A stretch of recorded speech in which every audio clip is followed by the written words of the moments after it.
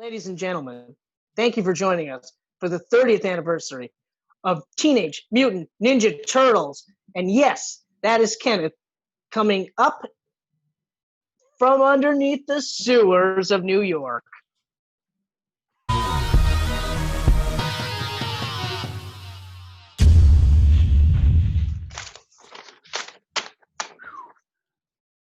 All for one movie. Look at you. You are a machine. Camcast got to be more prepared. Can't just rest all on your shoulders. I got to shoulder some of this, all right? You got broad shoulders. And they're only getting broader.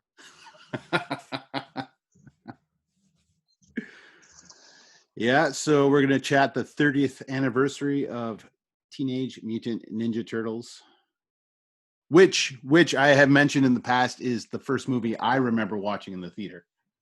This was the second one. Yeah, because you watched 89 Batman, right? 89 Batman was my first, and I immediately followed it with this one here.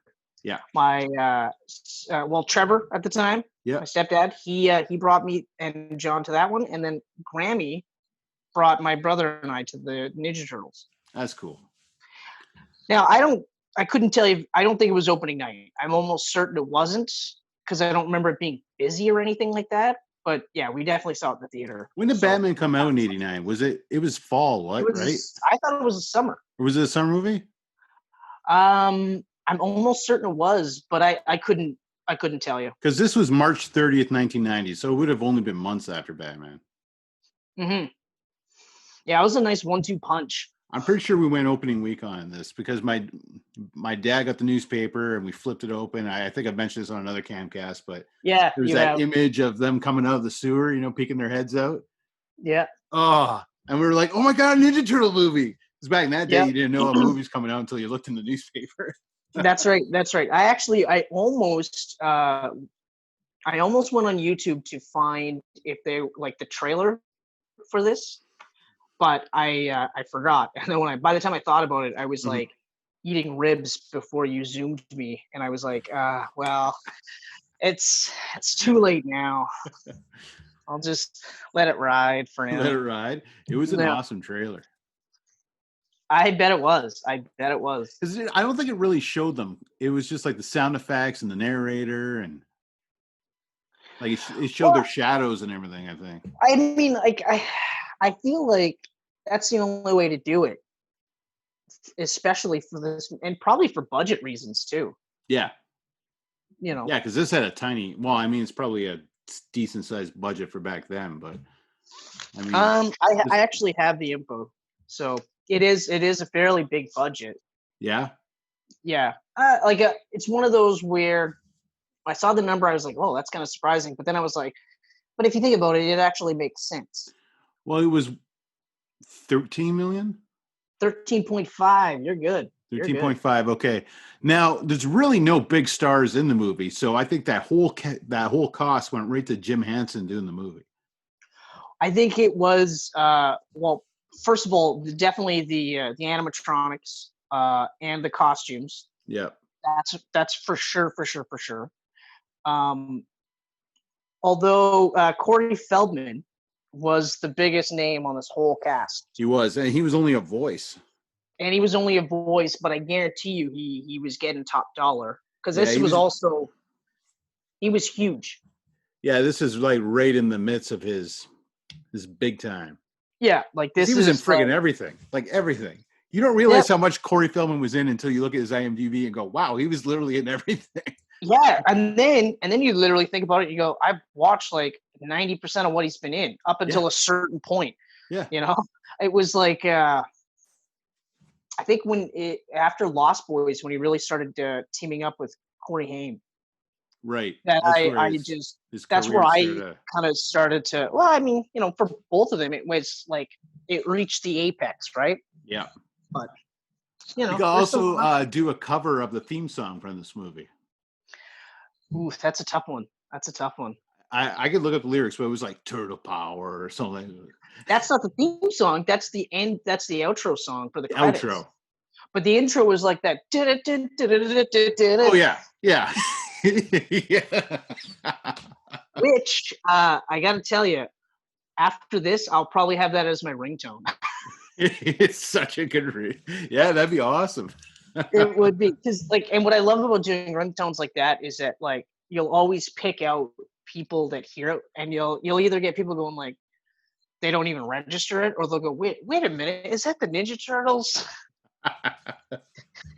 It was a great theme song too, because I'm happy they didn't go with the animated series theme. Well, yeah, no kidding. What is it? Raphael is cruel or cool but rude, Yeah.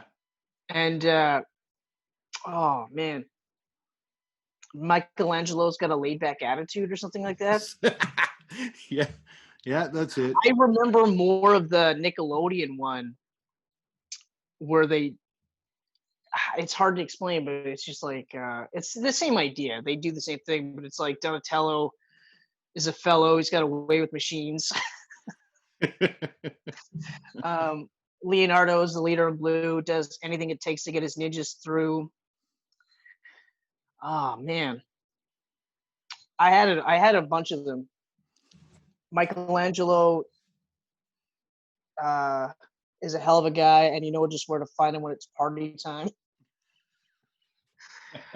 And then it's like, man, I wish I remembered Raphael's, because his was good too. They all had pretty good lines, and then it's like, and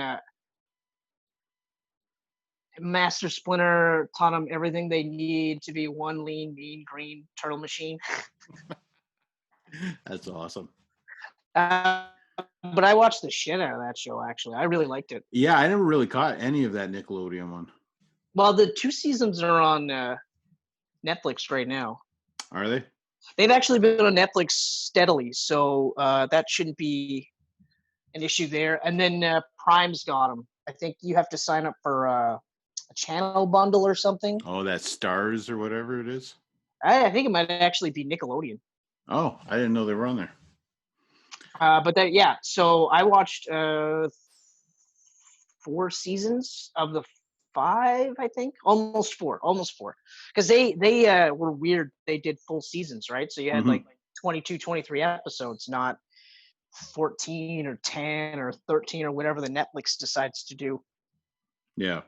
Although speaking of Netflix, She-Ra season 5 finished it. She-Ra? The whole show.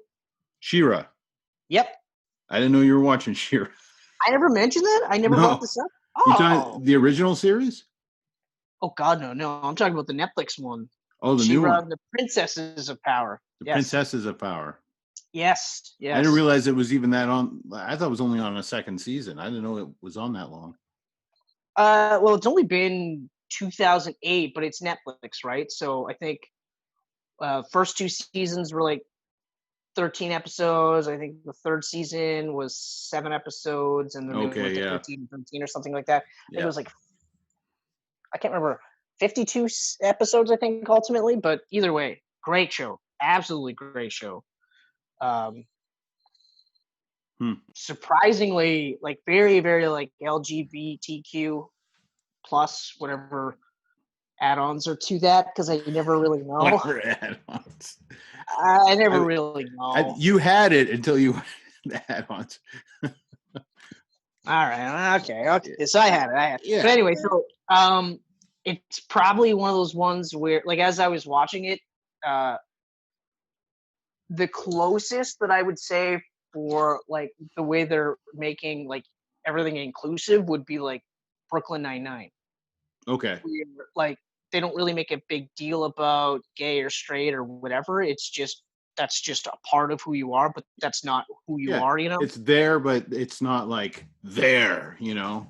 Right, exactly. Which is what I love. Like I love it when they do that, because I mean, sometimes it takes you out of the show if they really put a big spotlight on it. It's cool, like if it's just there, you know? Or if they make it so that like that's your character. Yeah. You know, you're Kenneth the gay guy. You're not Kenneth the husband, you know, the dog owner, the warehouse guy, the Geek Pants media extraordinaire, and you also happen to be gay. You just, you know what I mean? Like, it's just one of those like check on the list of things. Are you? I could have said me. Okay, you got weird. I'll say me. So It's Chris is fine. the gay I was guy. fine with Camp the gay guy until you started to break it down into like who I really am in real life. And you're like, see, not all that stuff. You're just the gay guy. But that's what I mean. Like, so, like, I always Adrian is my wife, not my husband. I want. hold on. Depends on how you spell Adrian. That's what I'm saying. I mean, Adrian could be a husband. No, that's my wife. Born a woman. But you get what I'm saying. Like, I get what you're saying. It's not just No. like Chris is gay and that's his only character trait is that he's gay, and that's not even like the character trait. It's also like the type of gay that person is, right? So it's always just like, whereas like Brooklyn Nine-Nine is fairly inclusive in that regard. The only thing would be, I would say, was how far are you caught I'm up? caught right up. Okay, so like when Rosa came out as bi, Yep. I know there was some people that were like, but I was like, I actually thought that was handled fairly well. You know what I mean? Mm-hmm. And they would have had to devote an episode to it, right? Yeah. But other than that, like, it's not just, it's just another facet of Rosa's character. It's not just now she's gay, right? Or bisexual, I should say. I was fine with that. Yeah, I had no issues. In fact, when I saw people had issues, I was like, get it off it. She wasn't going to sleep with you anyway. Rosa, the character, and of course, the actress who plays her, who put her name in the hat for Batwoman. Exactly. She wants to be Batwoman. And also bi in real life. Not that means anything. I'm just saying. No.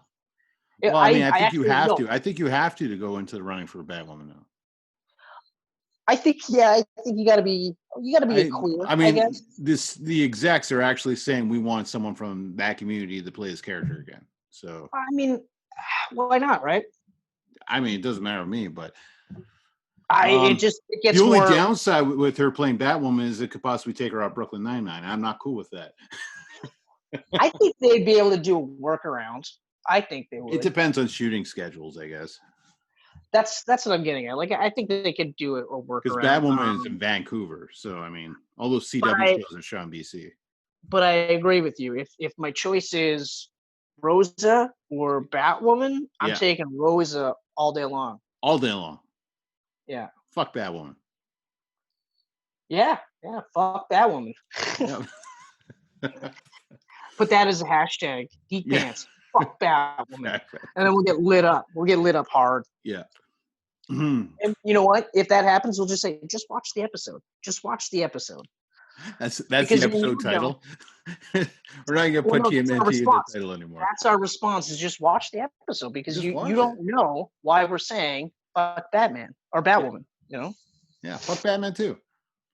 Fuck why not, right? All those bad people. Yeah. So there's that. There was someone else that put her name in the hat for Batwoman. I can't remember now. Do you remember? I don't. I saw it, but I wasn't aware of who it was. Like, I don't know anything she's been in. So she looked the role though. She looked closer to Ruby Rose. Yes, and that's the other part too. She's actually on another DC show. She was on Legends of Tomorrow or something. It said. Right. Yes. I can't place her right now, but regardless. Yeah. We'll see what happens. Mm-hmm. So, TMNT. I'm pretty pumped for this. I've been itching for this for a long time. This was a quick movie too, because when did Laird Eastman bring out the first issue? 87? Somewhere around there, 87, 88.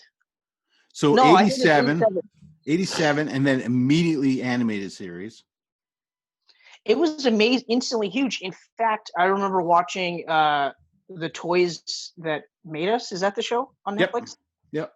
Right, and I specifically, that's the only one I watched was the Ninja Turtles one. And like, even they were saying, like, it's crazy. Like, we started out doing the comic book, and within a couple of issues, it went from like nobody really buying it to just everyone had to buy it.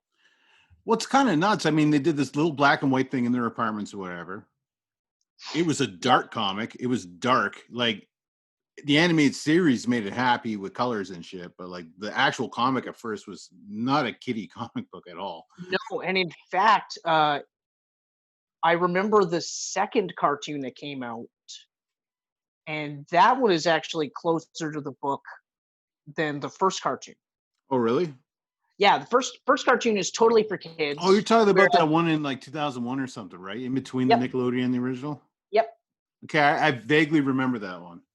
I watched it enough to be like, oh, okay. But of course, it was during that time period where like they had rebooted He-Man, Yeah. and all the cartoons were kind of in that like youth 7 where older fans can watch it and be like, oh, okay, because it's a bit more serious. It took the material a bit more serious. But I didn't actually watch it all the way through, just because like at that point I was like, I'm not really feeling it. I wasn't too. I guess I wasn't ready to see different versions of these characters. Yeah. Because you and I both we started with the cartoon, and then immediately the movies. But of course, the cartoon was always a big part. So that was it for me. Like that was my version of the Ninja Turtles. I never even got to watch the cartoon very often. I had a few episodes recorded from my aunt because we never had them Turtles on 2 and 4. So really, I was in the same boat. I didn't get to see much. It was more the action figures than the cartoon that got me into them. You know what? I always find it funny when we talk about this stuff because I forget that you and I had the same channels and we had similar things where we had people recording this stuff for us. So I had something similar, and I remember just being like enthralled by it. But, yeah, you had to know someone with one of those ginormous satellites in their backyard to get the cool cartoons. Yeah, you did. Yeah, you did. Yeah. And then, but I was surprised how long the cartoon lasted for. What was it? 4 years? 5 years? I think it was longer than that. Really? Yeah. Be interesting. I think it was closer to 8, to be honest. I'm gonna take a look. Do that actually. And while you're doing that, I'm going to not do anything. I forgot what I was going to say.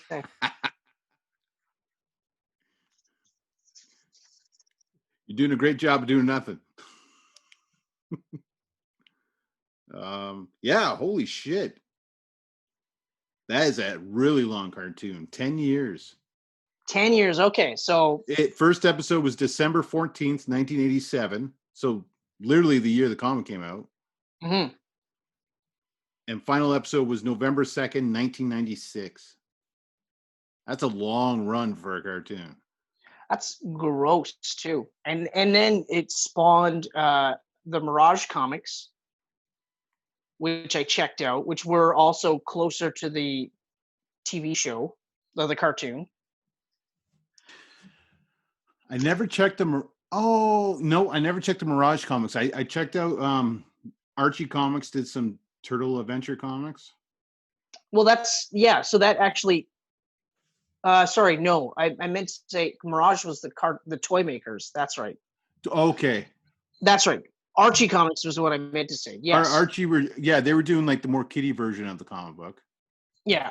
And then, it got a little bit more adult as it went on, but it wasn't anything too crazy. Then there was Dreamwave, I think, did a comic in the early 2000s. They adapted that other TV series. Yeah, that's right. And Pat Lee, I think, was doing the art on that. That was a pretty cool book. IDW is currently doing it, right? Or IDW is doing. Yeah, they just passed 100 issues. Yeah, but I mean, like Eastman's been capturing that thing all the way through. Like he's doing covers, he's co-writing, he's every issue. That was actually one of my favorite parts about the toys. Believe me, guys, we will get to the movie. Believe me, but that the toys that made us, that was one of my favorite parts. It was also like we were talking about the global phenomenon that was the Ninja Turtles, and then also ultimately how they had a falling out, and then they got back together, which I thought was really cool. Mm-hmm. Yeah, no, that was cool. But yeah, like it is like you're saying, like getting back to that, it is crazy how quickly this took over the world. Like it's absolutely nuts. 1984 was the first comic. Okay, that makes sense. That makes So more 3 sense. years, still okay. So it was 3 years to the cartoon, and then 3 years from the cartoon to the movie. Mhm. That's quick. Because I So, always thought Spawn was quick. Like comic was 92, and then the movie was 97. I was like, 5 years is a quick turnaround for a feature film. that is. This is even quicker if you think about it. They get like a hit TV series, a whole toy line, a movie. Like, Yeah, because didn't they get the TV show after the movie in Spawn's case? yes, the HBO series came out And after. the HBO series was way closer to the source material. Oh, it was dark. That movie, I remember watching that in the theater and wanting to like it so badly because it was a comic book movie. And I honestly I enjoyed a lot of it until the very end when it was just like so much CGI you can't even tell what was going on. Me too. I thought like overall it was good. I think I benefited because I wasn't a diehard Spawn fan, right? Like I knew enough Same of here. the Yeah. characters, a Violator, and all that. And I thought John Leguizamo was perfect casting, and then the way they did him was perfect as well. He looked great. Yeah, both. But then once it got into Hell with Malbolgia, I remember just being like, "What the fuck is happening?" Yeah. And I hadn't had that feeling up until the end of Hulk, where Hulk is fighting his absorbing dad. Yeah. And I remember just being like, "What is happening?" Can't even tell what's going on. There's too much CGI. Like Yeah. it was it hurt the eyes. Ugh, it hurt the brain You because couldn't you're trying to focus. like exactly. You're trying to like figure out what's happening. Yeah. I was just like, fuck it. And also, the CGI was the shits. Oh, it was garbage. Can you imagine how amazing Violator and Malbolgia would have looked if they did it TMNT style? Like animatronics and everything? Especially because like the clown looked so good. Yeah. And then like Malbolgia, or not Malbolgia, but the real Violator, the actual Violator, wasn't too bad with the live action animatronics. Yeah. Except when like you would envision in the comic books, like when he talks, his mouth is moving, and he just kind of had to hang, right? So it was just yeah. But then again, they probably spent what little budget they had on Michael J. White and the CGI, because there was a lot of CGI in that movie. CGI was way too much. It was just, and that's the thing. Like that's why it's not that it was way too much. It's just it was too soon for that type of movie. Yes. I know that they were trying to jump on the fact that Image was huge and Spawn was one of the top sellers, but like Savage Dragon was another one that they wanted to do a movie for, and Eric Larson was like, it's gonna look stupid, like until we get to a point where you can make a guy look like Savage Dragon, the huge top heavy tiny legs thing. Yeah. Then there's no point.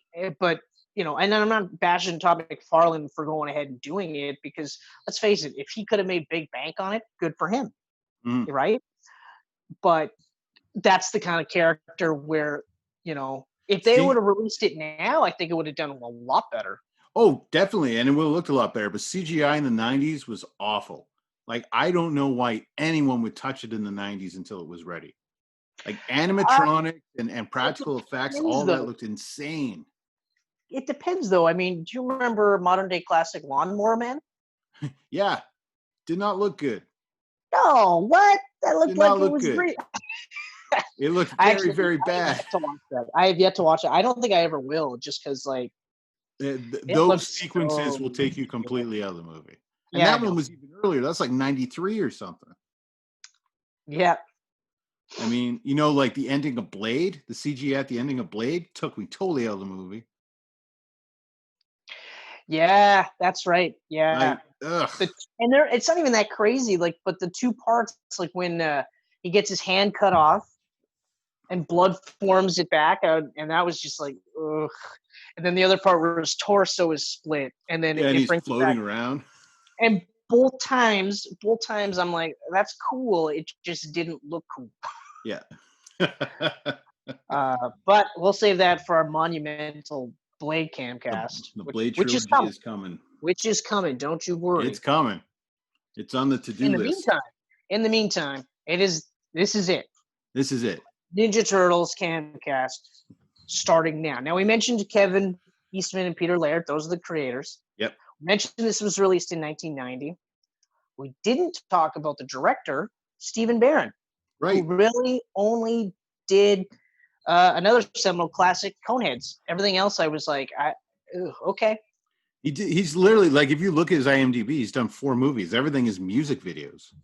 Yeah, music videos and like some TV shows, but that's it. Yeah. It's crazy. Trying to find. Although, you watched Coneheads, right? Oh yeah. Yeah. As soon as I saw that on his list, I'm like, I gotta watch that movie again because I fucking love that movie. I love Coneheads. I haven't seen it in years, but I mean, it's probably been 20 years since I've seen it. The cast is so good in it. Like all those SNL guys are, like Spade's in here, Farley's in here. I think is Sandler in there?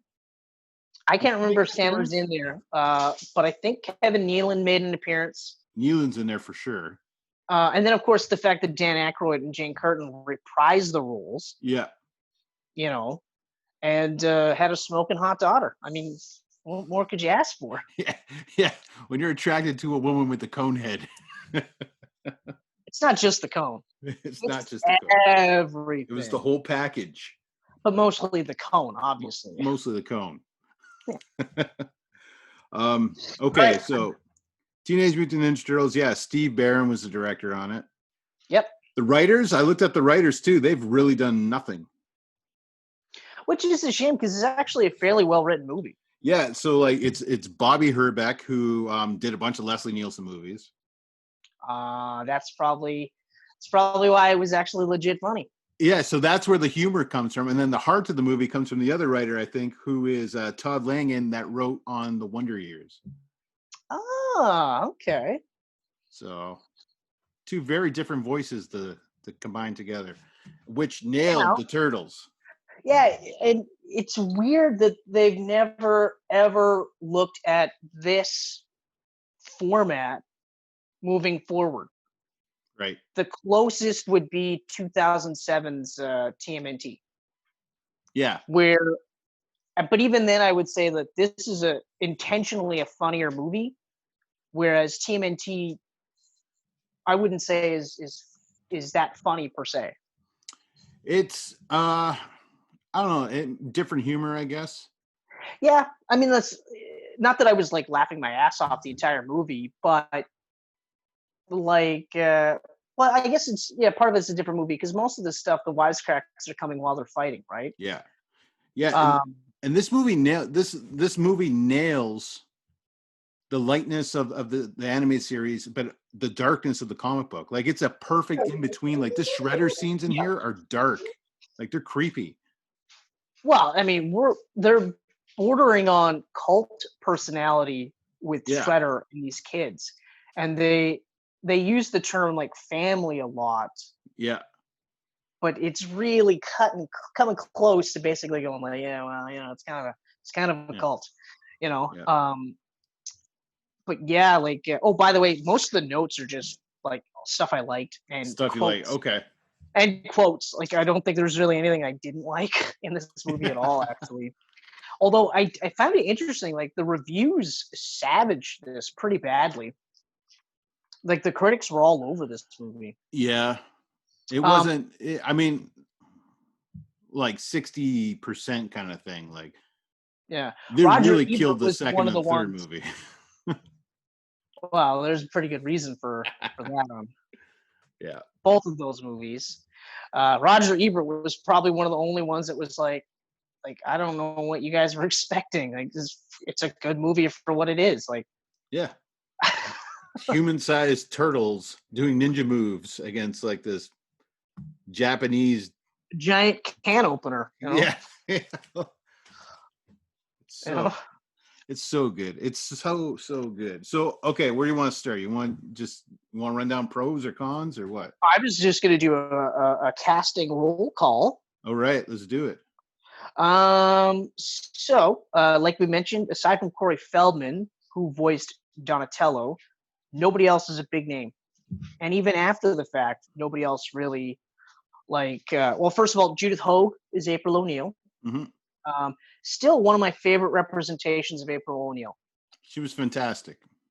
Though I do love Paige Turco in the second and third too. I have no issues with her per se. Yeah. I'm not sure why Judith Hoag was not cast again, though. I don't know. I was actually going to look that up to see if there was a dispute or she was busy with something else. I meant to do that and I didn't. I was doing other things. I'll do that before we talk the second one to figure out why. Okay, perfect. That works for me. Not that I didn't like Paige Turco, but I don't know. There's something about Judith Hoag that I felt like really captured all aspects of this character. And then the only one that I thought was really good afterwards was, well, the TMNT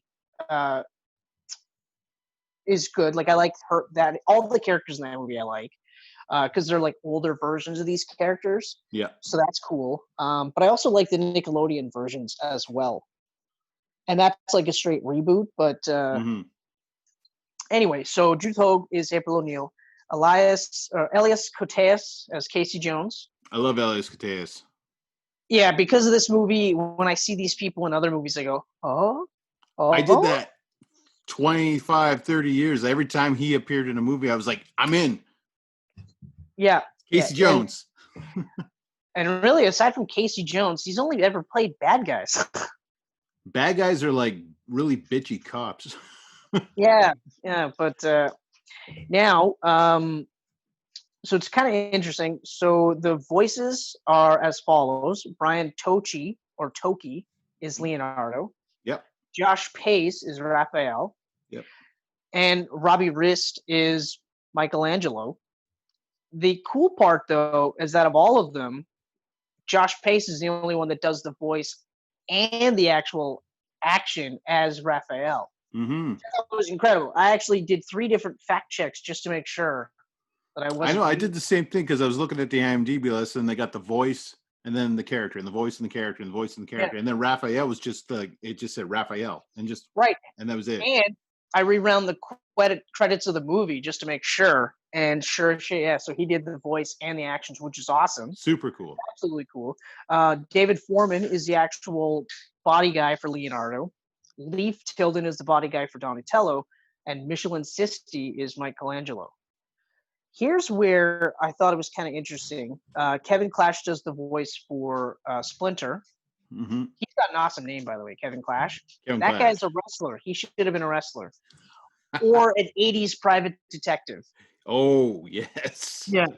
Yeah. Or not even a private detective, but a private investigator. Like the ones where the cops are just like, ugh, they called in Clash. You dirty rat.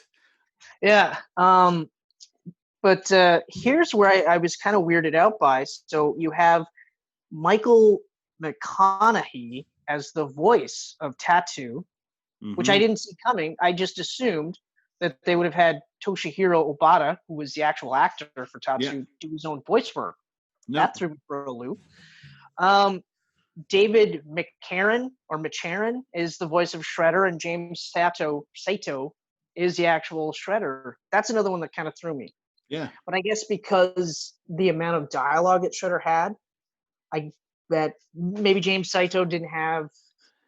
Did Tattoo actually talk, really? I mean, I'm thinking, like, I know there's a lot of grunts, like, he does. He has, like, he has a line with Shredder where he talks about the turtles got away or something. Okay. Yeah, and then it's very. He says that line where he's like, there's something about the way they fight that troubles me. Something. That's a great line. You know, and you're like, well, like I actually was this close to having like all of Shredder's lines because like all of his lines are great. Every single one. Mm-hmm. Like even the part where it's just like, it's like Splinter, the rat. So it had a name or had a name, and you're like, oh God. I actually have a quote where the one where he goes, you are here because the outside world rejects you. Ooh, I love that. He's You got know, such a oh, fantastic voice too. Like it's just like really so good. it's a shame how awesome he was in this movie and how completely bullshit he was in the second movie. Yeah. Just ugh. Yeah. I don't know. I even like watched a couple of not a couple of documentaries, a couple of like what happened type things, and obviously the second one's trying to gear more towards kids, Big time. which I get. I mean, I understand it completely. It's just hard because you have such a perfect synthesis of both formats. Yeah. You know, because like watching this again, I don't see any instance where I would say I don't know if kids should be watching this, you know, Mhm. because nobody really gets killed in this movie except technically Shredder, but even then, I mean, even as a kid, I remember just being like, "Oh, Shredder's dead," but it was cool because it put a fear in me to never ever go into dumpsters or garbage trucks because I didn't want to end up like Shredder, right? That's Um, funny. yeah, no, I remember distinctly being like, I'm never ever gonna go in there because you see how easy it was for him to get killed. But all the Foot Clan, they just get the shit kicked out of them. Not one of them gets killed, and I don't think there was any instance even where I was like, oh, they might have died during that one. You know what I mean? Yeah. So, because like in the second one, they go so far as to never using their weapons aside from a couple of instances, but almost exclusively just punches and kicks. Mhm. But I mean, it is what it is, right? Yep.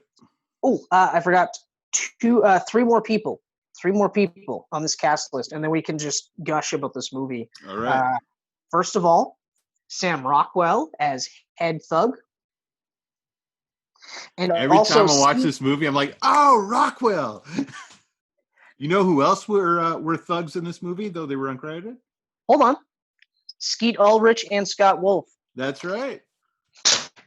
Motherfucker does his research.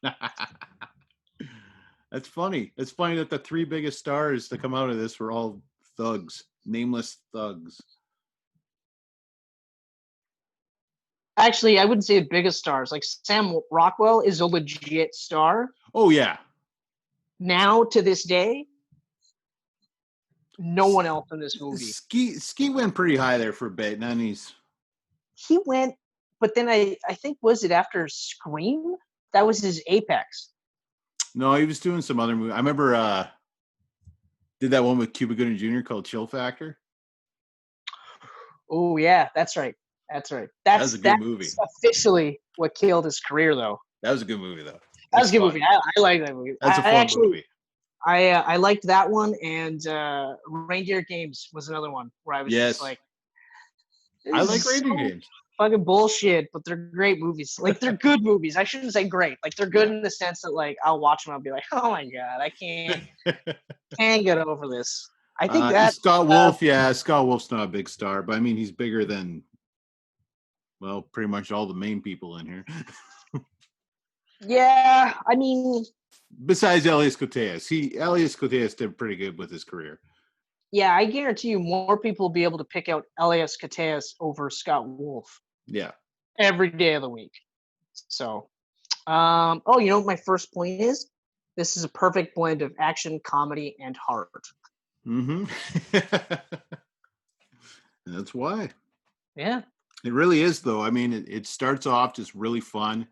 You got the silhouettes and everything in the sewers, and no, it actually starts off fairly serious. The world building is immediate. It's New York. Yep. In a crime wave. Yep. And they got the whole April O'Neil reporting it. Yeah, she's reporting it, and they're doing a montage about how these people are getting ripped off, and they show quick glimpses of the foot to give you an idea of, oh, okay, this isn't just your regular, like, quote unquote crime wave. Yeah. And then on top of that, they also give you a really good idea of what kind of a character April is, because immediately she's just like, and the cops apparently are doing nothing. I mean, she doesn't say the cops, but she says specifically the commissioner doesn't seem to want to do anything type of thing. And I remember, like, every time I watch it, I'm always just like, oh yeah, that's right. So that's like, so that right away I was just like, man, that's awesome. That's so awesome that they do that right. And then you're right, like, then right away they give you the quick glimpses, like they have, the foot try to attack her, and then lights go out. Yeah. You hear fights. You hear the fire. Yeah. You hear Michelangelo, and then you get the cops show up and everything, and then you get that awesome scene where, you see Raphael looking under the manhole cover because he left his sigh there. He didn't get his sigh, He goes down. He's like, damn. He's so I love Raphael's dams in this. Damn. But yes, lots of fun. The pizza guy delivers to Michelangelo is actually the guy that plays Michelangelo. Yeah, actually, I forgot to mention that in my notes, but I actually have that. It's funny. Yeah, it is actually kind of funny. Leif Tilden, yeah. So he did the fight scenes as Donatello. Or sorry, yeah, that's right. Yeah. Yeah. Michelangelo, that's right. And then also did that scene. But that's, but I'll never forget that line. Wise men say, forgiveness is divine, but never pay full price for late pizza. So many great memories, man, watching that movie. Oh yeah. I mentioned real quick my pizza box edition. Yeah, I know. It's disappointing that it's filled with 2 other movies. No, it's got TMNT too, so we got 2 out of 4 good ones. Okay. But then even the discs look like pizzas. Oh, that's cool. That's very cool. Okay, so I don't even know where to go with this movie because there's so much that I love about it. I love so much about it. Scene by scene. So the first time we see the turtles is in the sewers, and it all look awesome. Like they all look awesome, and and I thought I never really noticed this, but like Raph and Michelangelo are the only ones that really have their characters kind of more set in this movie. They're definitely banking on people being fans of the cartoons. Yeah. Watching this, because you don't really get a sense that Leonardo's the leader until the later half of the movie. At the farm. Yeah, which I actually thought of it as kind of cool because it's like, if we really think about it, this is the first time that they've ever actually gone out and fought crime. So and they're kids too. Like, we always forget that they're teenagers, so they're sort of coming into themselves, and so it kind of makes sense that he may have been leader in name only at that point, and he wasn't really acting like it until, well, his actions ultimately lead to what happened to Raph later in the movie, right? Yeah. And that's a big thing. Like his actions definitely lead to that. So at the time I was kind of like, oh yeah, they don't really flesh out Donatello as being a tech guy at all, except until the second movie. That's when they start to really push it. But like, I feel like if you didn't watch the cartoons, you would just kind of go, okay, so he's got the stick. Okay. That's pretty much it, right? It's a stick turtle, yep. Yeah, the purple guy with the stick. Okay. But anyway, so like I was saying, so you get to see the sewer, you get to see the turtles in all their glory, and they look incredible in this movie. Big like time. They really look incredible.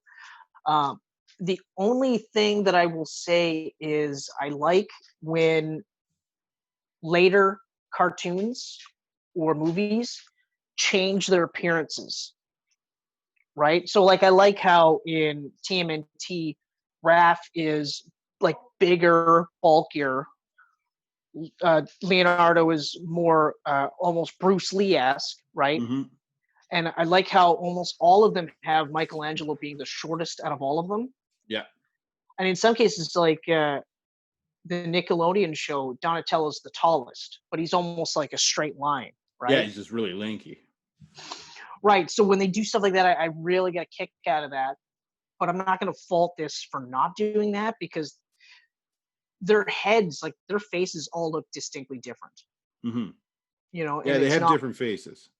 Yeah, they have different faces and they have different, belt attires and stuff like that. So it's still, and they have the different colored bandanas, but they Yeah, all look so good. they look Like I, great. Actually, you know what? Personally, I've always liked it more when they look the same, but different faces. Because I mean, turtles aren't all friggin' different sizes when they get bigger. They're all pretty relatively close to looking like turtles. no, but I think the reason why I like it is it just means more people can get into it, right? Yeah, Like if you're a bigger guy and all your buddies aren't, you might gravitate towards Raph a little bit more, right? yeah. You know what I mean? Like, but I also just think visually it looks cool. But like I said, I don't have any issues with what they did in this movie. Hmm. It's only in later movies where I start to go, oh, guys. Well, I mean, yeah, because in the original cartoon series, they all look the same, right? Yeah, exactly the same. And in even the original comic books, all look the same. And more so in the comic books. Yeah, because They they all didn't have have red different bandanas. bandanas. You can only tell them different from the weapon they had. That's exactly it. Yeah. That's exactly it. Although, before I forget, I love that the comic book itself was made to critique 80s comic books at that time, in particular Daredevil. Hmm. And they Yeah. actually have Daredevil technically in the original comics continuity by having it the chemical that made the turtles is what blinded Matt What Murdock, blinded him? Yeah. because That's it was cool. one of the canisters fell off the truck, went into Yep. the sewer, and that's how we got Daredevil and the Ninja Turtles. Has there never been a Daredevil TMNT crossover comic book? I don't think so, and it's a And it's like, hugely why? wasted opportunity because you could have the foot fighting the hand, Yeah.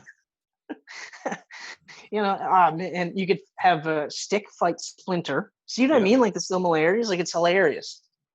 Once you realize, you're like, it's actually funny. How many of them are there? But it's either way. So, um, I have to say though, because I am more of a Leonardo guy now, but I was a Raph kid when this movie came out. Oh, me too. I I was a loved Raph Raph. kid right up until TMNT. I mean, I know you're still a Raph guy, and there's no issues with that at all. I just ended up becoming more of a Leo guy, but I was a huge fan of Raph here, and you could tell very much so that this was pretty much a Raph and Leonardo movie, but more so Raph in this one than anything else. There's a lot of Raph. There's a lot of Raph in the first act, but in the second act, he kind of sits it out. He's knocked out the whole time. Well, and I think that's part of it, right? Because Raph drives the plot up until up until the big scene, Yeah. which I'll get to because that's one of my big things. But and then after that, I think it's like I was saying, it's like they're starting to come together and say, okay, well, we're got to work as a team, and this is where they start going, okay, well, Leo stepped up. He is the leader. It's not just Splinter said you're the leader, whatever. It's okay, he's the leader, and then they all sort of come into their own and work to their strengths and play off each other's weaknesses. So like it makes a lot of sense to do it that way too. Yeah.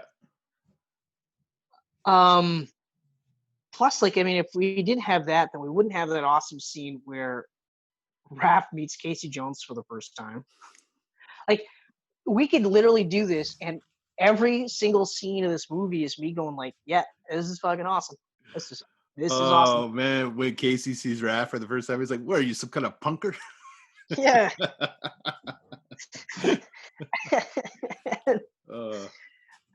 And he's just like, these guys need to be taught a lesson. And Raph's just like, not like that, not by you,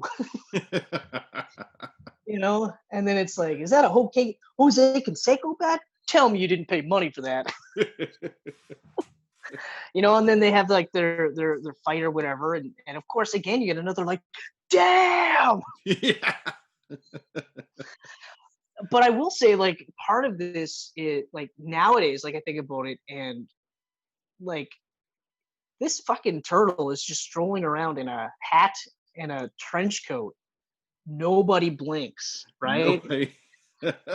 Today that would never fly. You'd have to wear pants at least. Well, today they just think you're a cosplayer. Actually, yeah, you're right. Yeah, maybe today would be the perfect time to do it because Yep. today would be a sweet costume, bro. Yeah. Go right to a comic convention and just walk around without any clothes on.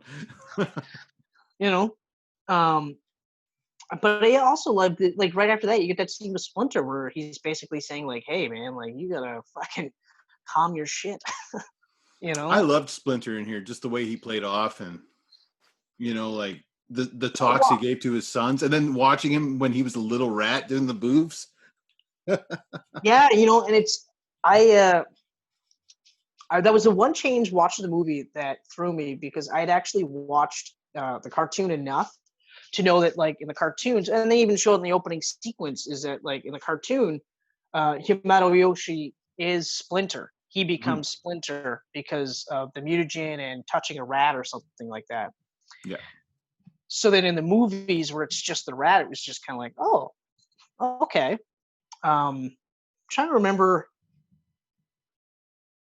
I think in the 2000s cartoon, it was Hamato Yoshi as Splinter, but I want to say in Nickelodeon.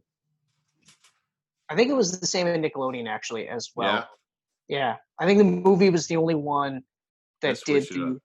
Yeah, but I think if you think about it,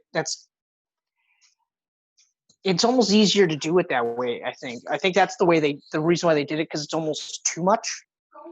It'd be too much. Yeah. And it was kind of perfect too, because it gave that connection between Splinter and Shredder, right? That's right. Like when Shredder takes off his mask and you just see the scratches. But even that, like that part there, like I also like how like Splinter even drip fed that part too. Yeah. You know what I mean? So like I forgot, like, so okay, so we have this scene with Casey Jones and all that, and then now we have this awesome scene where, like, basically Shredder's just like, shut this bitch up. Just shut her up, okay? Because she's digging dirt on us and this is over with. So it's like the foot soldier holds out his hand and just goes like that. It's like there was like a dated racially insensitive joke where she's like, what am I, late on my Sony bills? I heard that this time around and I was like, ooh, okay, all right, that'll probably get cut. Your mouth will get you into trouble, Miss O'Neill. Shut it. But that scene's awesome because you get to see the foot and you get to see Raph kick the fuck out of the foot and then take April, and then it leads into, like, originally telling a story about how the Turtles and Splinter came to be. And it was actually really cool to see the little rat doing the moves and then teaching them how to do the moves and stuff like that, which I thought was really cool too. Way better than the Ninja Turtles reboot, where they had it so that Splinter, who sounded Italian. Italian Splinter, yeah. Yeah. Straight from the heart of Japan. They found a book. That's right. He found a book of ninjutsu in the sewers. And that's how he trained them. And I was like, no, I don't like that at all. I don't like that at all. But even so, like, he's telling the story to April, and he says, and then we had to move, and I found myself with these 4 baby turtles, and I was like, oh, that's kind of cool. I've never picked up on that before.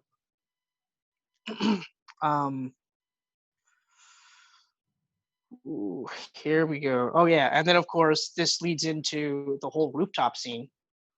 Yep. And that whole rooftop sequence is so awesome because it starts off with Raph just kicking the fuck out of guys, and then eventually he gets so overwhelmed. And I remember, like, as a kid, like when you had those shots where they had him and they're just teeing on him, right? And he's getting hit, and you're like, oh God, this is horrible. and they throw him through the window of her palatial apartment. Yeah, he comes crashing through the ceiling, right? She had a fucking skyline. Okay. On a reporter's salary, and apparently she wasn't even the highest paid reporter in all of New York. I found that out till the end of the movie when she became the highest paid. The highest paid. Yeah. Yeah. Now you are. but yeah, and then that whole sequence where they're fighting in the apartment, and you think, oh man, they're actually going to do this, and then they fall through and they end up in the antique shop.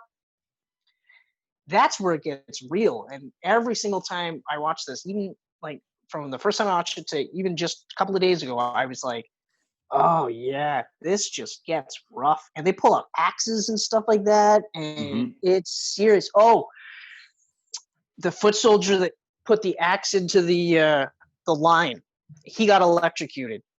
He didn't make it. Yeah, he'd be dead. He's dead.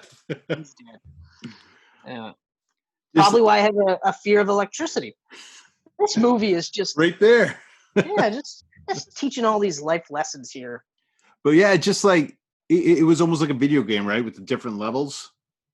You know, rooftop, really cool apartment. Yeah. And it's just like the mix of the fight choreography and the cinematography, like it's beautiful. Like it's so well shot in these scenes. And you get to really see like the animatronics that the Jim Henson company did like in action. And it looks wicked. Like these look like real turtles. The animatronics is actually really cool because they're moving the eyes and the mouths while these guys are also doing these incredibly martial art moves. Yeah. Yeah, they're in there, and then someone is like operating the head. It's crazy. Yeah, like and I also really like the switch too, because like these turtles aren't they're not taking it seriously. It's just they're fighting, and they're gonna kick the foot soldiers because they're ninja masters. Yeah. And then once they get to the antique, they start realizing this shit's crazy. Like this is getting real here. And then Casey Jones shows up. Sees his buddy on the ground. What are you guys doing with my little green pal over there? And he looked awesome too with the mask, and the whole hair light coming off him, and everything. Like, and he was in sweatpants. Like he was fighting crime in sweatpants. Yeah. How baller is that? Yeah, I love Casey Jones so much in this movie. Yeah, and this is one of my favorite takes with Casey Jones, because like in the cartoon, they didn't really do too much with him, but he was I think he was only in 2 episodes. Yeah. But he was considered to be psychotic because he was supposed to be a spoof of Batman. So he was a crazy guy just beating people up, and he thought he was a hero. In the comic books, it was the same thing too. And I think in the 2000s cartoon, they did something similar as well. Whereas in TMNT, I feel like it's definitely from this canon, so it's just him older, right? Right. But this is awesome. Like, I'm glad they didn't do any of that like split personality or psychotic stuff. He was just a dude just looking at the world and saying, no, I'm not standing for this. It's just gonna stop. Yeah. And then, from there, it just breaks off into this like reconnection. So Raph's got to get better. Yeah. And Leo is torn up because he said, hey, leave. We don't need you. Yeah. And they have to regroup. Like, lots of times in these types of movies, if the action and everything just like stopped, and they went to like a farm, and the farm sequence is quite a long sequence. It's probably 40 minutes at least. I think it's only about 20 minutes. Really? Because it feels longer, but not in a bad way. Like I love it. It might be 20 minutes, almost half hour. Because I don't think. A lot is going on there, right? They're like Donatello's fixing the truck with Casey Jones. With Casey. And they're busting each other's nuts with the alphabet. Yeah. Chrome Dome. Leo is watching over Raph in the tub. Yep. And then who drew the picture? Danny, right? Danny drew the picture? No, April. Oh, April drew the picture. April. Oh, right. She gives it to Dan, or Danny gets it. No. She gives it to Danny. He sees him and he says, "Oh, you drew this?" And she says, "Yeah." He says, "Well, can I have one?" And she says, "Yeah, sure." It's a great picture. It is. It is actually a really great picture. Oh,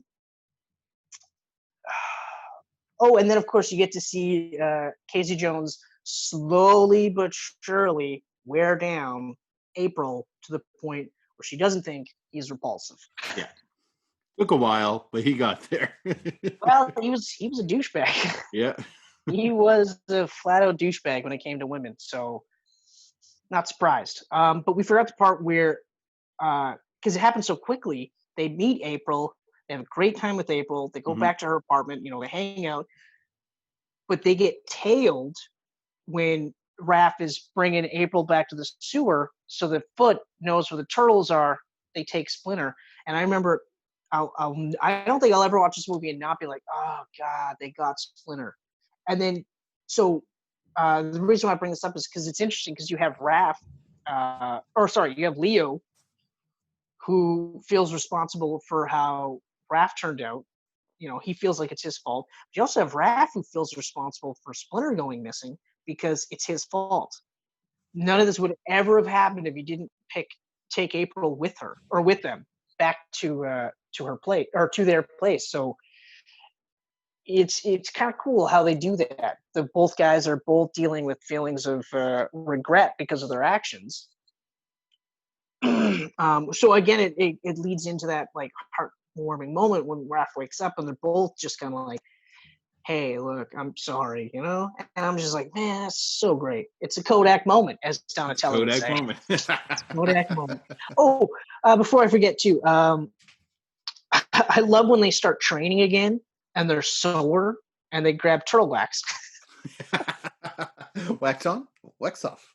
It's so stupid because you're like, that's not what it's used for, but okay, whatever. You're turtles. One of my favorite parts in the whole movie is when Leo is meditating, and he reaches out and he finds Splinter and now he knows he's alive.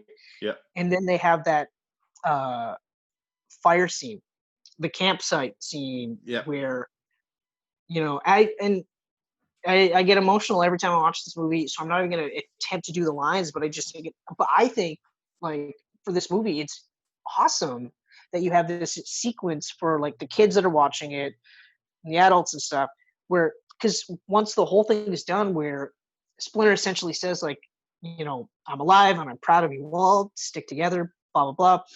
They're all overcome with emotion. All four of these brothers are now like crying openly, and it's not one of them goes, hey, toughen up. Like not even Raph. Yeah. Doesn't say anything like, oh, or tighten up your shell or whatever, generic, Yeah. They're all just like, and they start embracing each other. So I think it's kind of nice to see. It's such a early, like 1990s. Like this is still men are men. You don't cry. You don't ever. You only bang women. That's it. There's nothing else. And so to have like four protagonists openly saying, we're crying and we're gonna console each other, is actually really cool, and it's a beautiful scene. I don't think I've ever seen that scene and not got a little misty. Oh, I get choked up every time. Every time. Just it starts with like what Splinter's saying to his sons, because like I'm close with my dad and everything, and it's just like, I feel that. And then when it ends and they're all like tearing and being animatronics and making it look like it's actual people crying, like and so I always get it. I always get it because I didn't have that relationship with my dad, so it was just kind of like longing for that type of thing, right? Right. Different reason, yeah, different reasons, but it's just it's so great. I'm gonna jump back a bit though, because this is also one of my favorite things in the whole movie is the entire introduction of the Shredder is awesome. Like his music is awesome. His music's awesome, but then it's that whole like the doors open, and it's just him, and it's that silhouette. Then he walks in. He looks huge and then you have because of the silhouette. Tatsu is like carefully pulling his cape over his fucking razor sharp shoulder pads. And this motherfucker's decked out in purple. Yeah.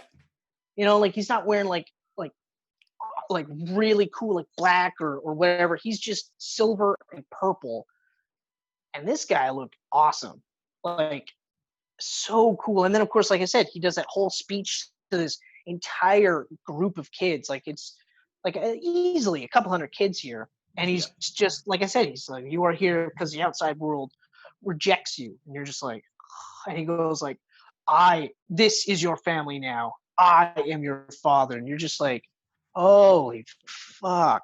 Like it's absolutely crazy, right? Mm-hmm. But I like that because you have conversations with Splinter later when he's talking to Danny, and he's just like, are you hiding from your second family now too? You know? Yeah, because Danny feels so bad, right? Like he starts to get feel really guilty seeing Splinter hung up there. Well, because he starts to see exactly what Shredder and the Foot Clan are really all about, and he's starting to realize that, his Danny ratted out the turtle location, right? So, he did. He ratted out. Shredder finds the picture. Apartment. He ratted out the apartment. Yeah, and Shredder finds the picture. He finds the picture later, though. Yeah. Originally, in this scene where we introduce the Shredder, Danny immediately says, "I know where the turtles are." Mm. I don't think he says, "I know where the," but he goes. He raises his hand. He goes, "Master Shredder," and so he tells the Shredder that he saw these turtles at April's apartment, and that's how they know to look in that area. And then later, when the turtles come back and they go into the sewer, because of course they got to rest and regroup before they take the attack to him, that's where he gets the picture, and then he has it on him when he's talking to Splinter, and Splinter's basically saying like, "Hey, look, man, I wish I had written down that line." He said, I don't know, the dialogue is so good in here.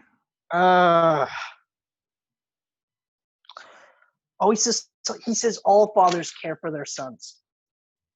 And I'm like, that's so awesome. Because he's basically saying like, oh, my dad doesn't care about me. And then that's when Splinter says, no. Yes, he does. Because we all do. And I was like, this is so great. Like, this is so beautiful. And he's saying these like little pocket metaphor parables, but he doesn't have to speak any more than he's speaking, because it's just cutting to the core and it's hitting these buttons. And you can even see it in Danny. Danny's like, shit, I really fucked up here, right? Yeah.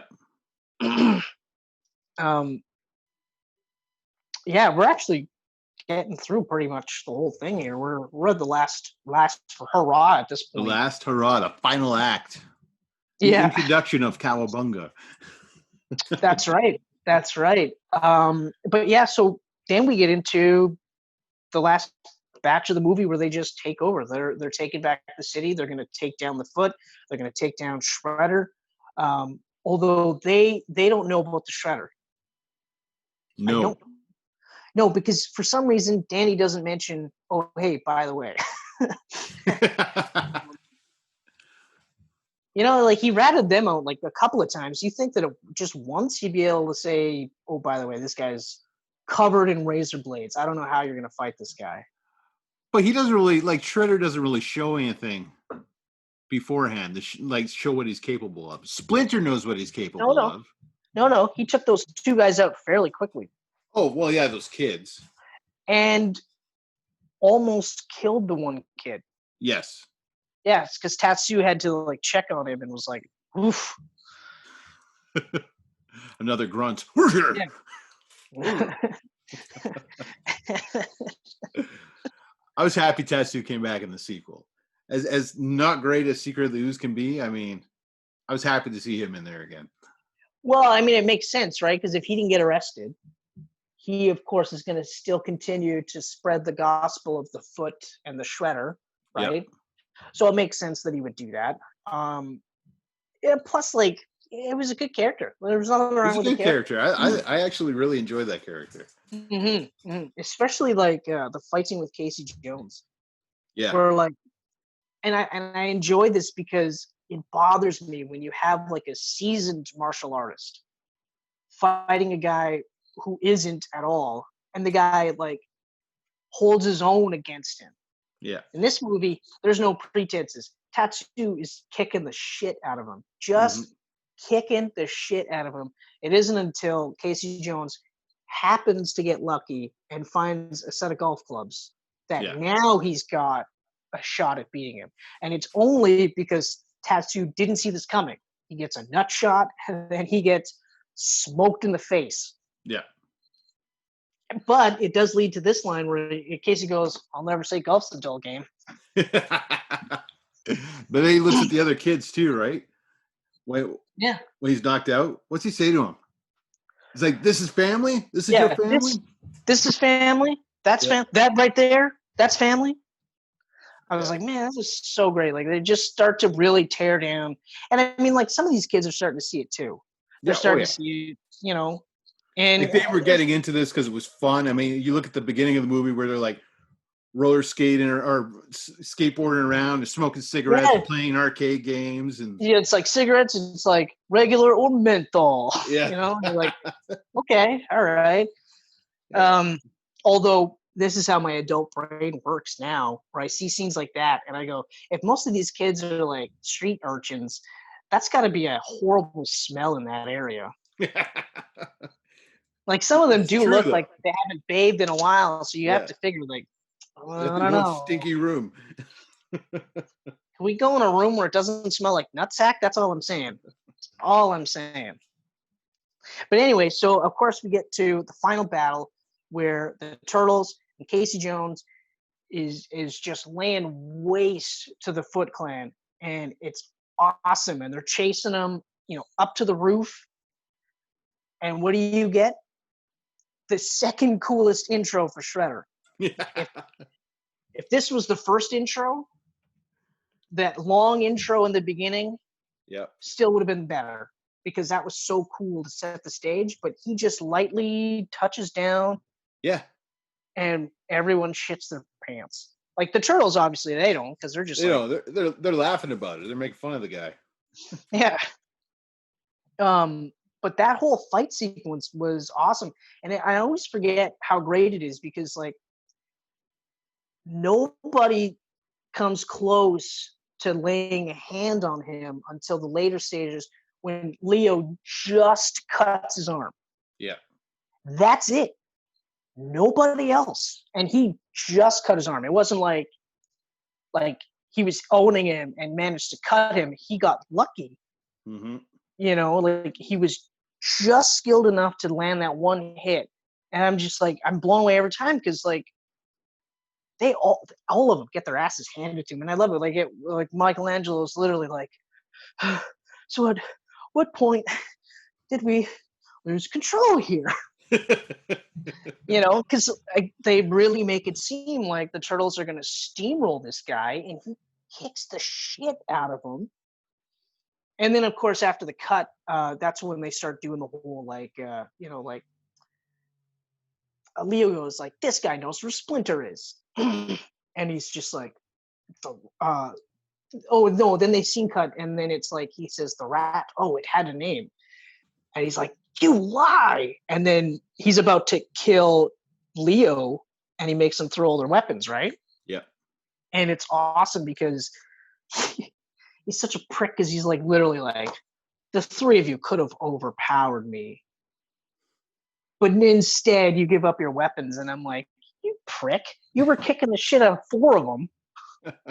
You got the one guy that nailed you, dead to rights. But then you have Splinter. And I love that that's where you start to get the whole thing. Like, because he's telling Danny that's how we get the origin story. Because he tells Danny, he says, hey, like my master Hamato Yoshi and Shredder were rivals, although I knew him as Hiroko Saki. Oh, that's the part I wanted to say. He's like, it's like, I'm not sure what happened to him, but you wear his symbol on your brow.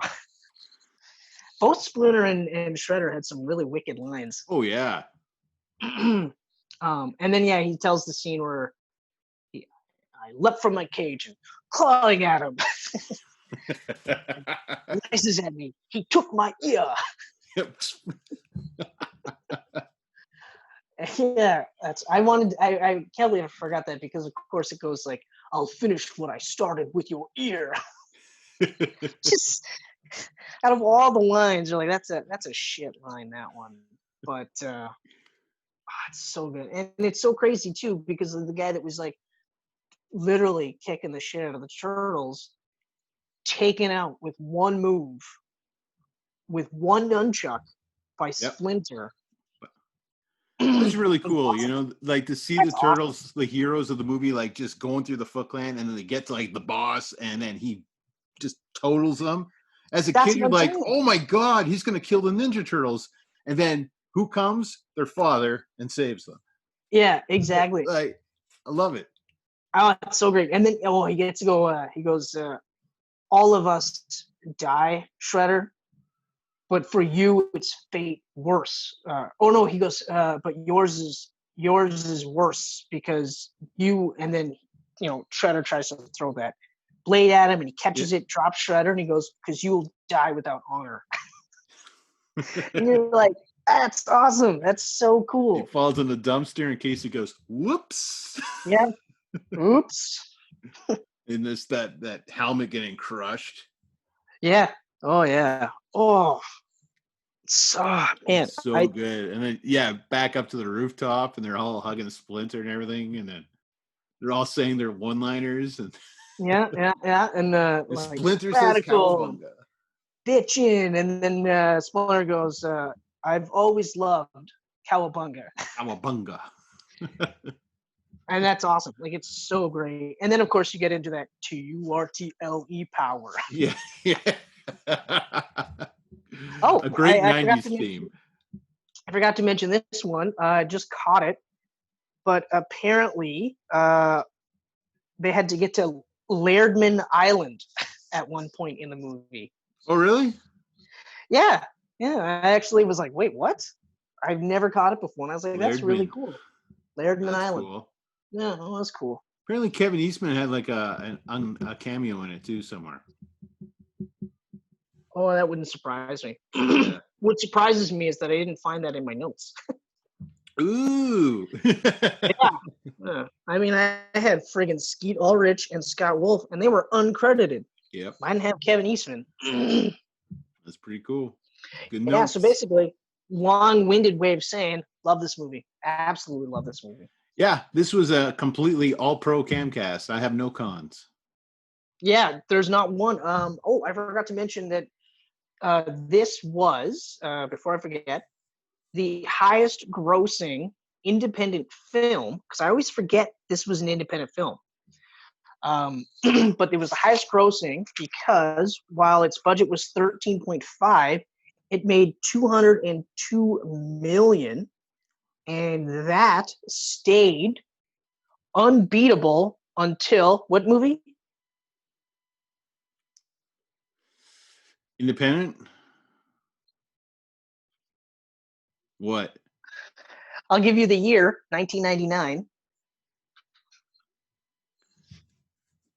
99. Yeah, 1999, and it was like an unbelievable smash hit for an independent film. Oh man! Come on, give me just throw a guess. Throw a guess. 99. I'm thinking like 99. That was the year Matrix came out. Come on. Can't think of any indies from that year. Okay, so while this one I always forget that it was an actual independent film because it doesn't look like an independent film. Yeah. The film I'm talking about that broke this record is 100% an indie film. Like, you can see that this was an indie film from a mile away, and unfortunately, it spawned a plethora of pretenders. But I can't say anything else because it'll give it away. Blair Witch Project. There it is. There it is. You got it.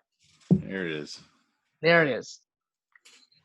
What part made you guess it? Was it the plethora of pretenders? You said that, and I was thinking like, I think it's got to be a horror because horrors have low budgets. when you And in said Matrix, 1999, I was like, oh, he's probably got it, because it's like, what were the two hits in '99? Matrix and Blair Witch. And Blair Witch was the bigger one because its budget was something stupid like 15,000 or something like that. oh yeah, it's not even a mill. It's, well, I mean, look at it. It's a bunch of no-name actors and a handheld That's camera. what I mean. No name actors, handheld camera, next to nothing. So I think it was like 15 G's. I was maybe thinking, 20. I know that the biggest indie later on became that My Big Fat Greek Wedding. Right. So when you said it held that record, and then I was thinking until that, but then you said 99, I was like, no, it's newer than that. So what was 99? Yeah.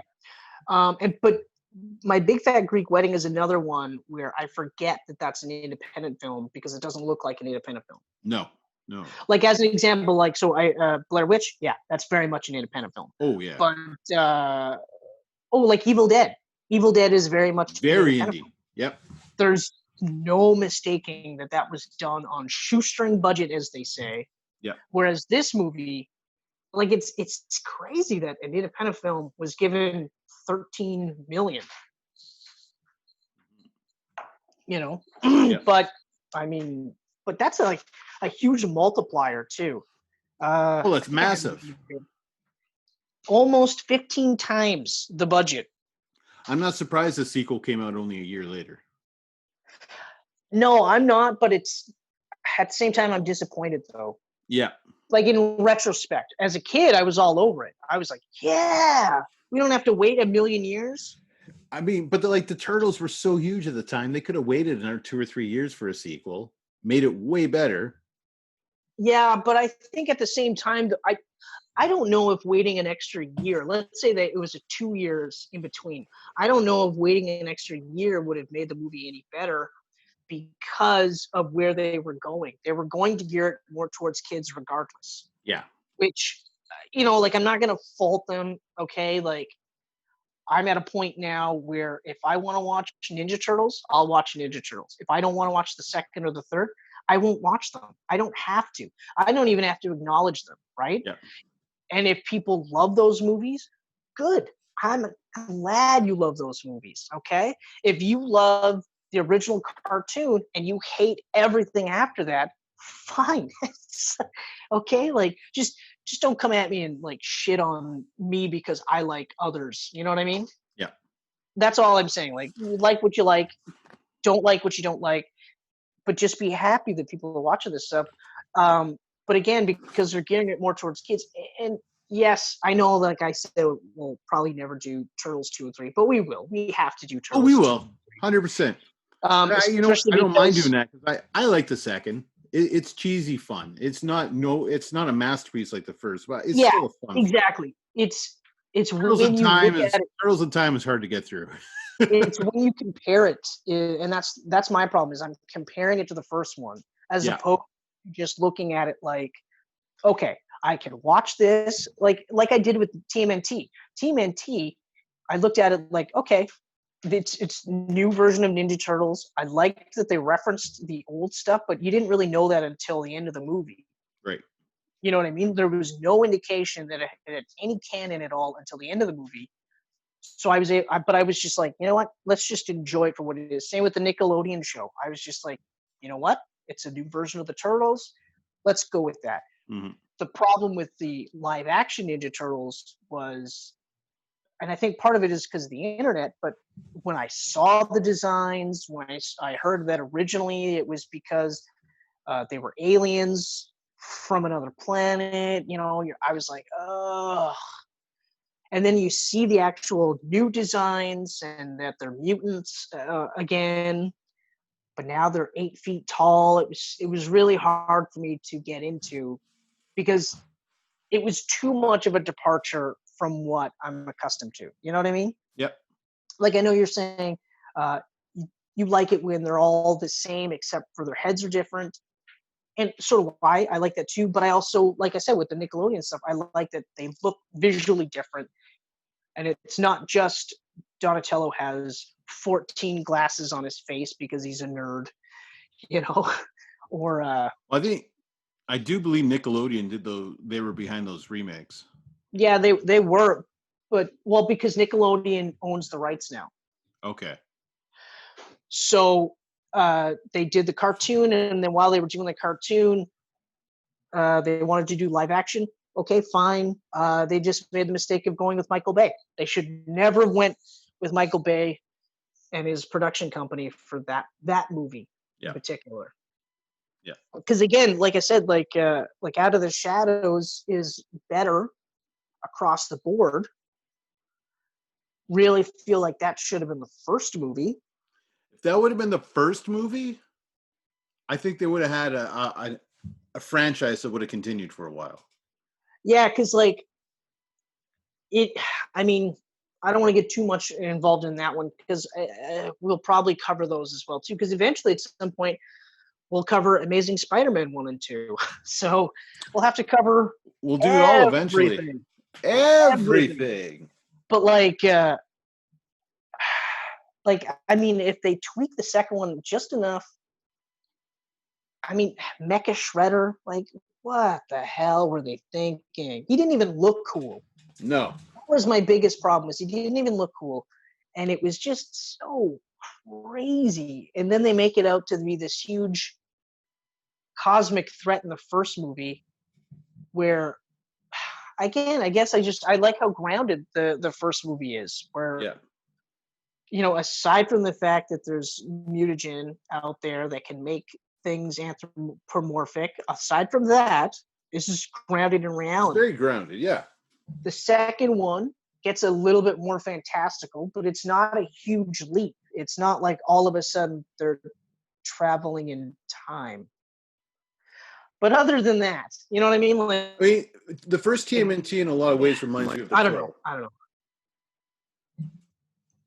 Yeah, very much so. Because it's grounded, but it still has that like fantastical like story to it, right? I mean, like a guy coming back from the dead and going through this crow and everything. Right, but the cool part is like if you take out the supernatural aspects of the crow and the sci-fi aspects of the Ninja Turtles, you still have a largely good movie. Amazing movie. It doesn't fall apart because those are crucial elements. Right. Those just happen to be part of the story. Right. You know, and that's like I was saying with the superhero movies, I look at that as the criteria. Without all of this, is this still a good movie? For the most part, like Endgame can only ever be a superhero movie. Yes. You know? It's a superhero movie. Yeah, and it's one that like really, I mean, it's an amazing movie as someone who followed the MCU, but if someone doesn't watch superhero movies and they just start off with that, they're gonna be like, I'm so confused right now. I'd actually like if anybody actually sat there and said like, "Hey, Chris, like, you know what? I've been meaning to check out Avengers Endgame, but I haven't watched any of the movies prior." Yeah. I would say, don't do it. Don't do it. Don't do it. I mean, visually impressive, but you're not gonna have an idea what's going on. You're gonna have an idea because it's not like it's not a heavy movie to process, but you're not going to get any of the emotional beats though. That's the part where you're not going to get any. They're going back in time, and someone watching just Endgame be like, "Well, why? What happened to all these people? Well, why did they just kill that purple guy?" That's what I mean. So the first 15, 20 minutes, you know, they do recap. They say, you know, we lost, and you know, the snap happened, and Thanos killed half of the population of what I assume is all of civilization, right? Yeah. And these are the people that are left over. So they kill Thanos and it doesn't do anything. So it's not like you have to watch all 21 movies to understand all of that. Mm-hmm. But I mean, when you hear Sam say, "Hey Cap, on your left," you're not going to be like, "Oh, that's awesome." And you're not going to be like totally like geeking out when all the portals open up and all your favorites show up, and then all of a sudden off in the distance Spider-Man swings up, and when you're in the theater everyone is like clapping at Spider-Man, you know. You're not going to have that moment, you know. You're not going to be morally wrapped with the ending when Cap decides to have a life with Peggy instead of going back to be Captain America. And when at first I was like, but he would never do that, right? Right. But then I was thinking about it.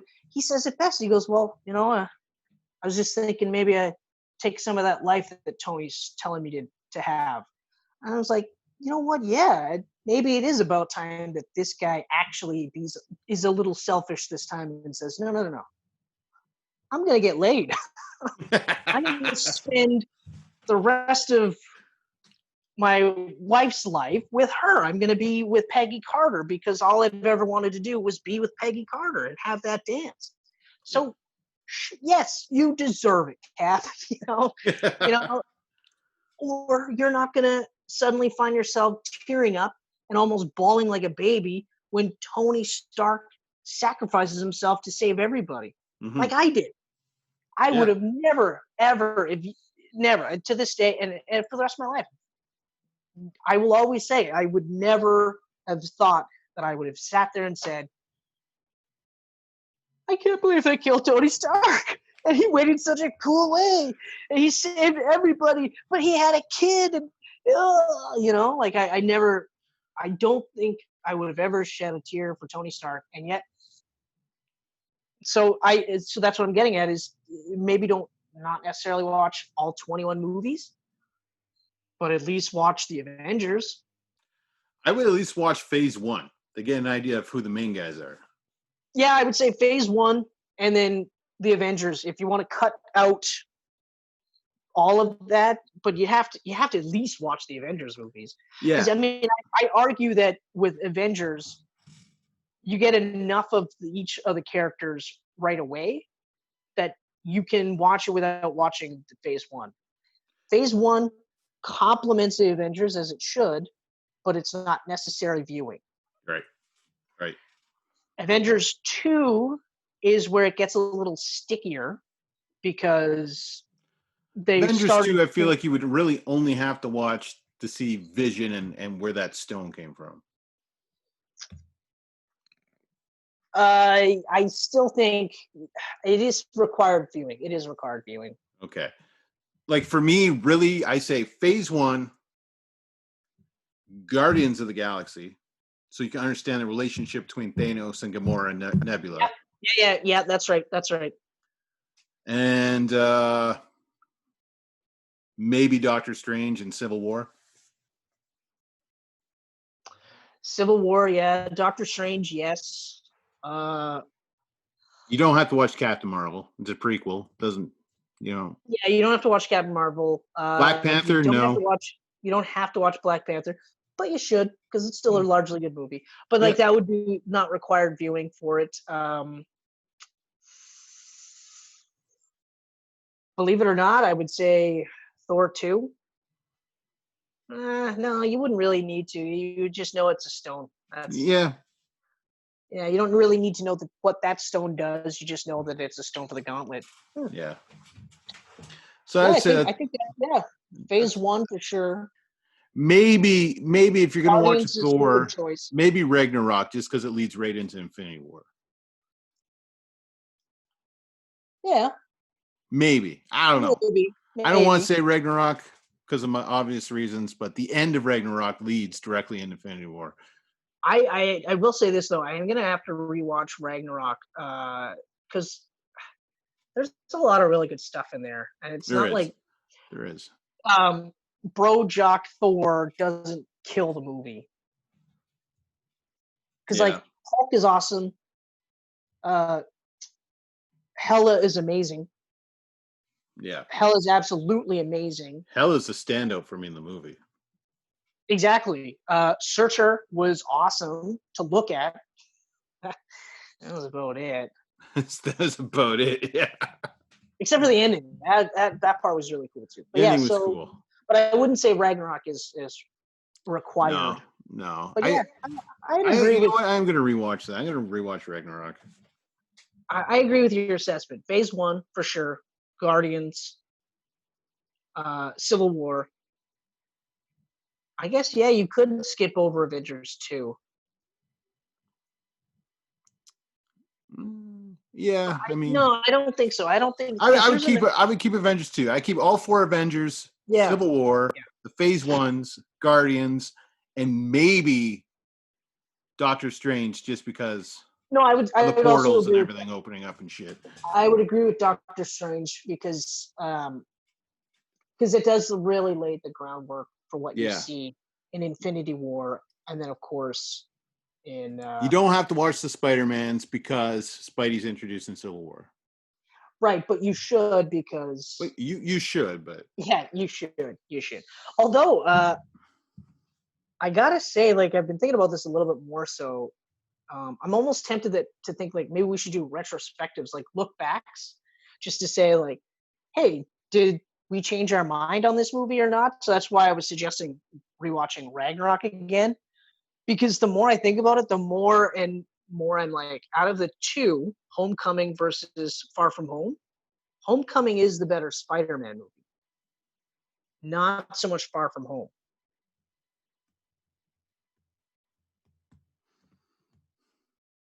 you know I mean, me. I feel like neither is really a true Spider-Man movie. No, but I agree. No, I would say the first one is, especially like the last half, like we talked about. Whereas in the second one, If they would have cut out the Tony Stark shit in the first, it would have been a pure Spidey movie. the only thing is they couldn't cut out the Tony Stark stuff because then it would be weird. I mean, he literally recruits him in Civil War, Yeah.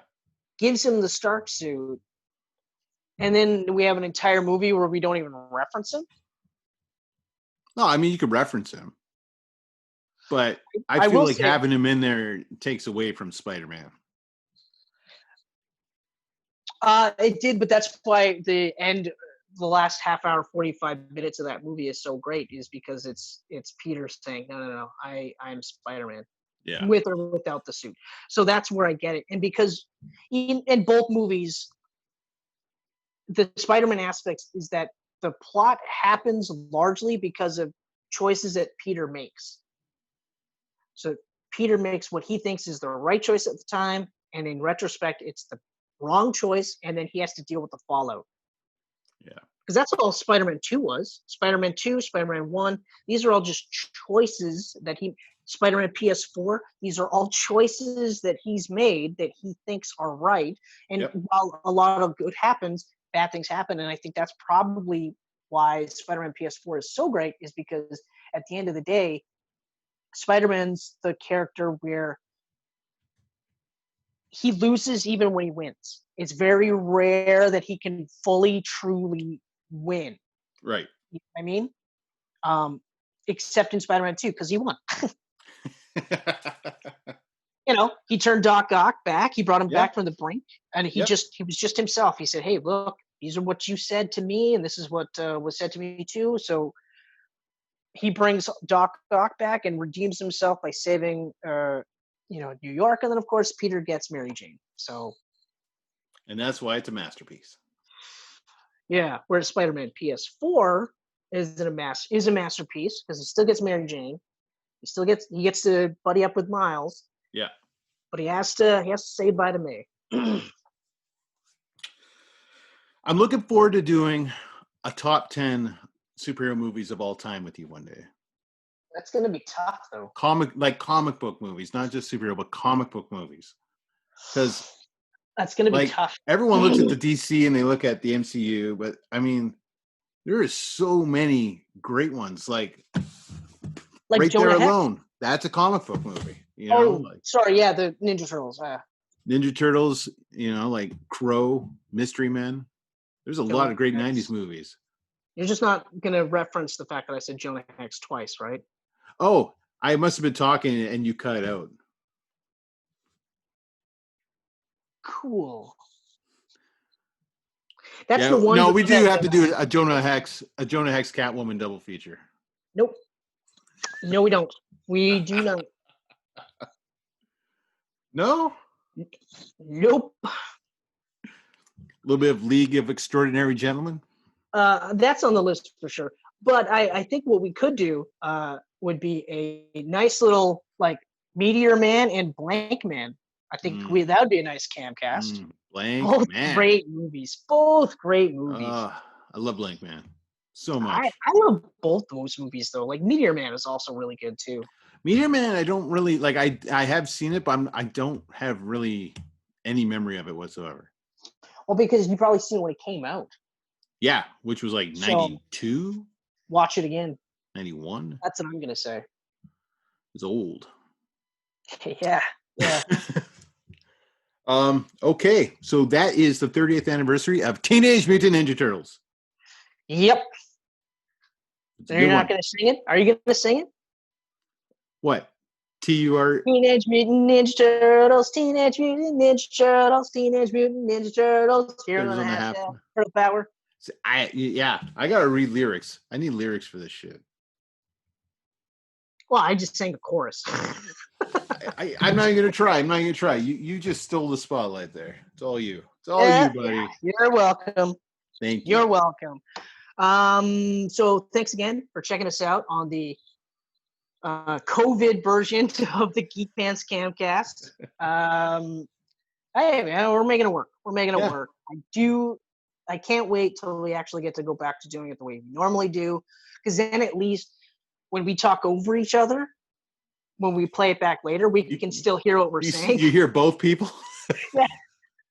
It's like Zoom chose this person. Yeah. Oh, you spoke first. You get to keep speaking. That's awesome. Okay, but like as always, thank you so much. We appreciate it. Appreciate all our followers.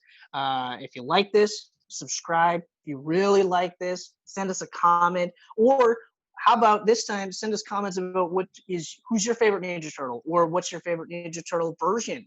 Is it movies, cartoons, comic books, whatever?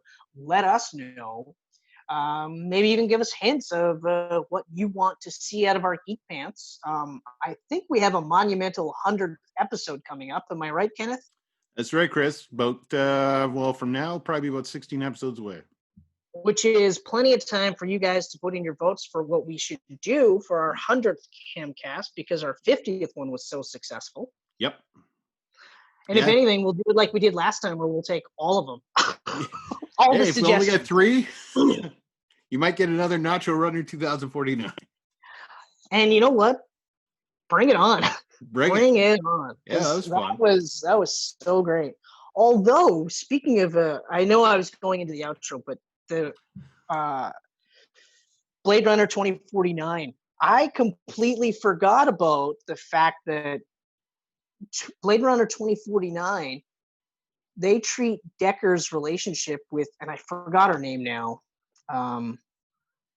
Rachel? Yeah, they treat it like it was a loving relationship. But in Blade Runner, regardless of what cut is out there, remember I talked about this, where he borderline rapes her, or pretty much rapes her? Mm-hmm. And anything, that's Stockholm Syndrome. But I'll just leave it at that. So we can be seen on YouTube. We can be seen on Twitter. We can be seen on Facebook. We can be seen on Instagram. We can be heard on SoundCloud, Google Podcast, and Apple Podcasts. That's correct. All of those great places. All of those great places. Also check us out at geekpantsmedia.com. Ah, yes. I was not going to say that because I forgot. Where one day Chris will be writing. Yeah, one day. I saw that you signed in. I saw that you're on there now. You're on the team. I'm on the team. I know how to do it, so it's just a matter of doing it. And who knows, maybe next time you guys see me, I'll be rocking my new Spider-Man shirt. One of two. Yeah. I'm not sure which one I'm going to wear first, though, but it's probably going to be PS4. I'm going to wear my PS4 one then, too. You know what? I will let you know, and then we'll wear it together. All right. And we'll talk about something not Spider-Man related whatsoever. Not even close. I do believe next on the list is Gladiator. Oh, that is the next one, eh? Yeah. Michelle's going to like that. hey, you want to like help me that? watch a movie for Geek Pants? And she's going to say, oh, which movie? I say, oh, I don't know, seminal classic, because she hates it when I say that. Or I shouldn't say she hates it, but she's like, I don't know why you say that. Because it's going to be a piece of shit, probably. Well, because what the hell was it? I think the first time I ever said it was in reference to Zoolander. I said, oh, That it's is a seminal. Come on. seminal classic Zoolander. And she's like, Zoolander.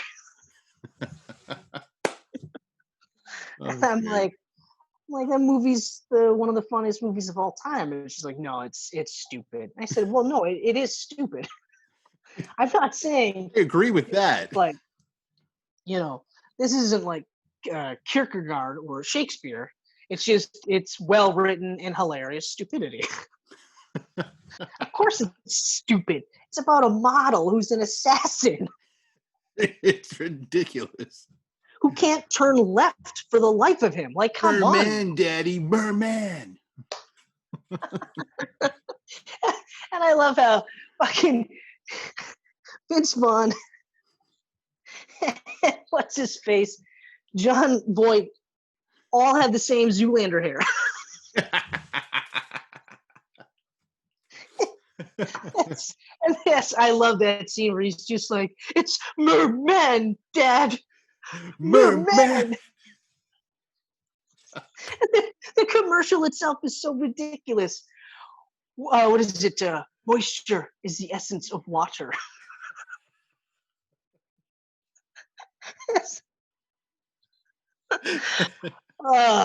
Could somebody pick Zoolander for our 100th Geek Pants Camcast? Because I almost feel like that's a movie we should live cast. Yeah, really. Oh God. Oh. Although I think we're saving our next live cast for Kung Fury 2. Yeah, whenever that happens. Yeah, what's the drag on that one? Or Soldier. Ooh, but Soldier's the one we got to drink while we're watching. That's a drinking one. That's the one. That's our first drunk cam. That's where we stop drinking. We just drink continuously and we stop when Kurt Russell talks. Oh yeah. Oh my God, we'll be sick after the first. We'll be wasted by 20 minutes in. Yeah, 20 minutes in, we'll just be loaded. Yeah. Oof. And then blackout by like an hour. Yeah, I don't even think we'd be able to finish. We'd have to switch the rules up, actually, is what it is. I mean, we can't take a shot when he talks or else we'd be totally sober at the end. We could probably try to figure out all the Terminator similarities. There we go. That's the one that Terminator was almost ripped off completely from. Oh no, our drinking camcast was supposed to be Born Legacy. And we were supposed to take a drink every time they said chems. Yeah, every time they said chems, because they say it so much in the first hour and a half. Yeah, I'd Geek Pants Camcast. I would probably get sick. Oh, that's gross. All right, everyone. All right. We will see you guys later. Later.